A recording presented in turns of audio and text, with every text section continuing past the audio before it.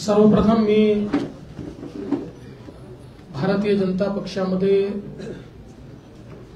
माननीय अशोकराव चव्हाण साहेब, अमर राजूरकरजी यांचं मनपूर्वक स्वागत करतो आणि निश्चितच त्यांच्यासारख्या ज्येष्ठ नेत्याच्या प्रवेशामुळे महाराष्ट्रामध्ये भारतीय जनता पक्षाची आणि महायुतीची शक्ती ही भक्कम झाली आहे, ती वाढली आहे, याबद्दल आमच्या कोणाच्याही मनात शंका नाही।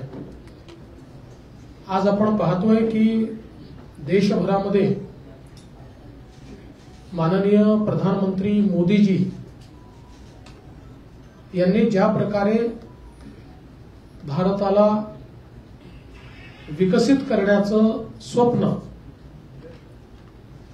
पूर्णत्वाकडे नेण्याचं काम सुरू केलं आणि जो बदल, जे परिवर्तन भारतामध्ये दिसायला लागलं, त्यामुळे देशभरातल्या अनेक चांगल्या नेत्यांना आपणही देशाच्या मुख्य प्रवाहामध्ये काम करावं, मोदीजींसारख्या एका मजबूत नेतृत्वासोबत काम करावं, मोदीजींचा जो देशाला पुढे नेण्याचा हा प्रयत्न आहे, या प्रयत्नामध्ये आपणही वाटा उचलावा, अशा प्रकारचा विचार अनेक नेत्यांमध्ये त्या ठिकाणी आला आणि त्यातलं एक प्रमुख नेतृत्व म्हणून माननीय अशोकराव चव्हाणांकडे आपण बघू शकतो। अशोकरावांनी भारतीय जनता पक्षामध्ये बिनशर्त प्रवेश केला।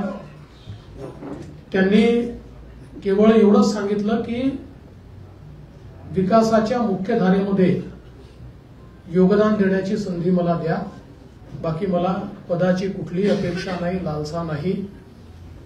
आणि आम्हाला अतिशय आनंद आहे। आज खरं म्हणजे त्यांचा प्रवेश झालाय, अमर राजूरकरजींचा प्रवेश झालाय, पण लवकरच हजारो कार्यकर्ते आणि नेते यांच्या प्रवेशाचा कार्यक्रम देखील आम्ही निश्चितपणे आयोजित करू।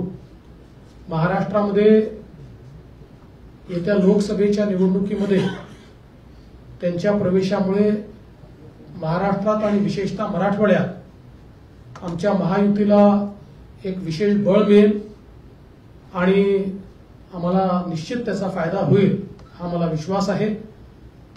मी पुन्हा एकदा आमच्या सगळ्यांच्या वतीने त्यांचं मनपूर्वक स्वागत करतो आणि माननीय अशोकरावांना बोलण्याची विनंती करण्याच्या आधी समोरून इशारे येत आहेत की हिंदीत देखील बोला, आणि अशोकरावांचा प्रवेश हा राष्ट्रीय बातमी असल्यामुळे मी हिंदीत देखील बोलतो।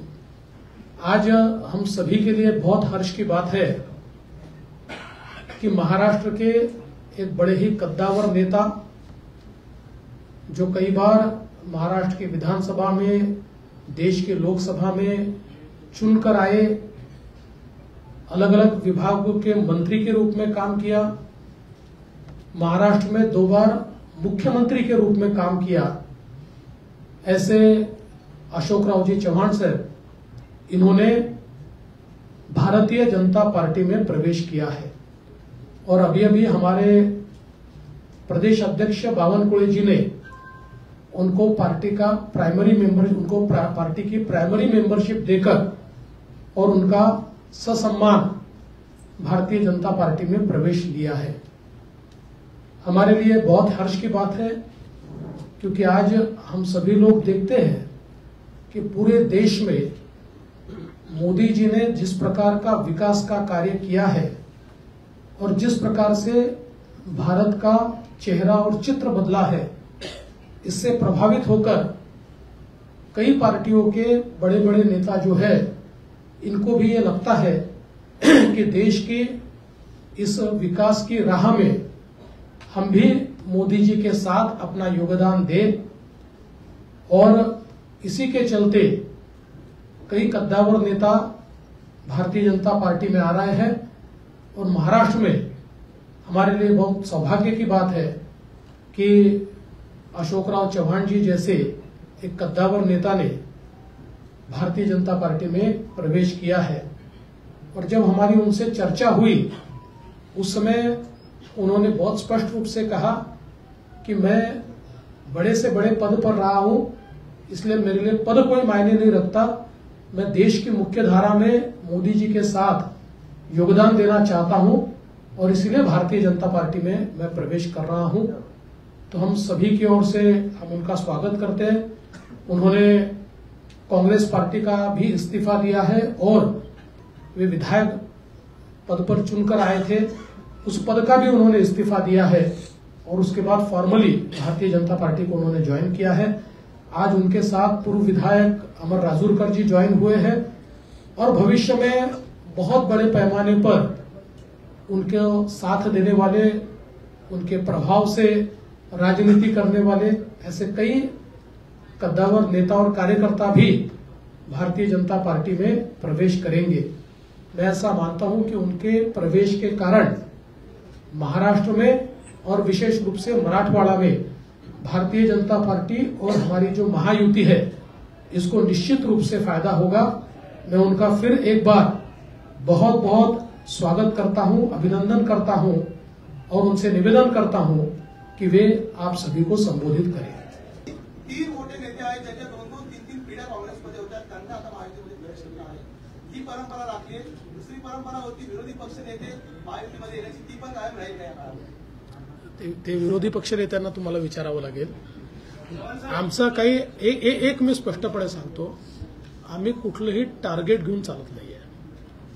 पण ज्या ठिकाणी आम्हाला असं वाटतं की हे नेते आपल्यासोबत येऊ शकतात आणि त्यांच्या येण्यामुळे पक्षालाही फायदा आहे, राज्यालाही फायदा आहे, अशा अनेक नेत्यांची आमची चर्चा चालू असते। त्यांना जर असं वाटलं की नाही मुख्य धारेमध्ये आपण गेलं पाहिजे, मोदीजींसोबत गेलं पाहिजे, तर आमचा म्युच्युअल त्याच्यात तो विचार फायनल होतो आणि त्याच्यानंतर प्रवेश होतो। तर हे खरंच आहे की अजून काही नेते आमच्यासोबत चर्चेमध्ये आहेत।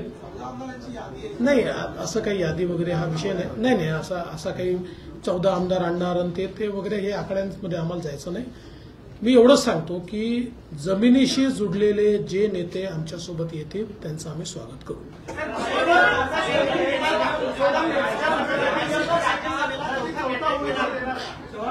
त्या संदर्भात आमचे प्रदेश अध्यक्ष सगळ्यांशी चर्चा करून निर्णय करतील।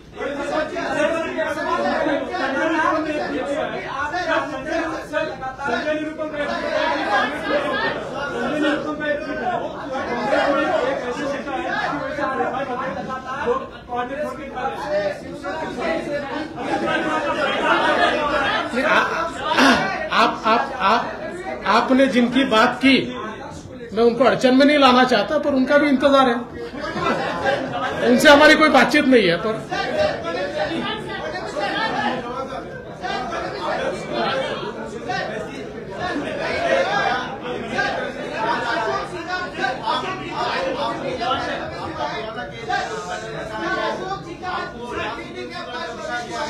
अशोक जी का क्या रोल होगा कि आपको महाराष्ट्र बीजेपी तय करेगी या केंद्र सरकार तय करेगी? क्योंकि अपने आप में बड़ा नाम, अपने गांव में बड़ा नाम। देखिए, अशोक चौहान जी 2 बार महाराष्ट्र के मुख्यमंत्री रह चुके हैं, इसलिए उनका रोल क्या होगा इस बारे में केंद्र सरकार के केंद्रीय बीजेपी के साथ चर्चा करके हम तय करेंगे। क्योंकि अशोक जी का भारतीय जनता पार्टी में आना ये राज्य के लिए तो एक बहुत मजबूती की बात है ही, पर उनका जो कद है वो एक नेशनल स्टेचर का कद है, इसलिए केंद्रीय बीजेपी से बात होकर ही इसका फैसला किया जाए।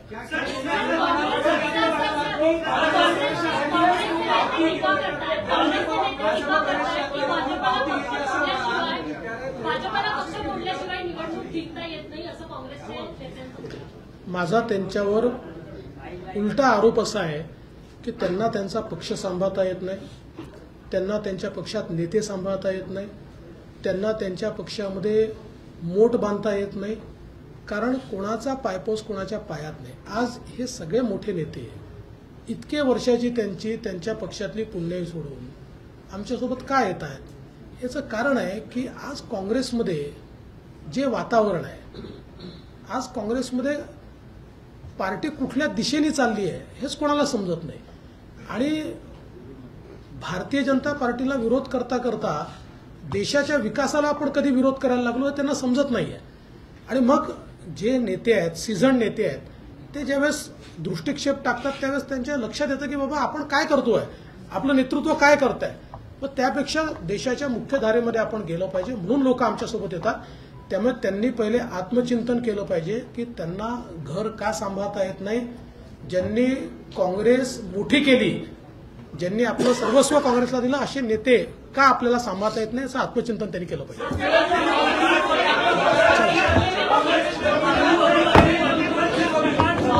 सगळ्यांचे खूप खूप धन्यवाद. लोकशाही मराठी ऐका, पहा, जागरूक रहा.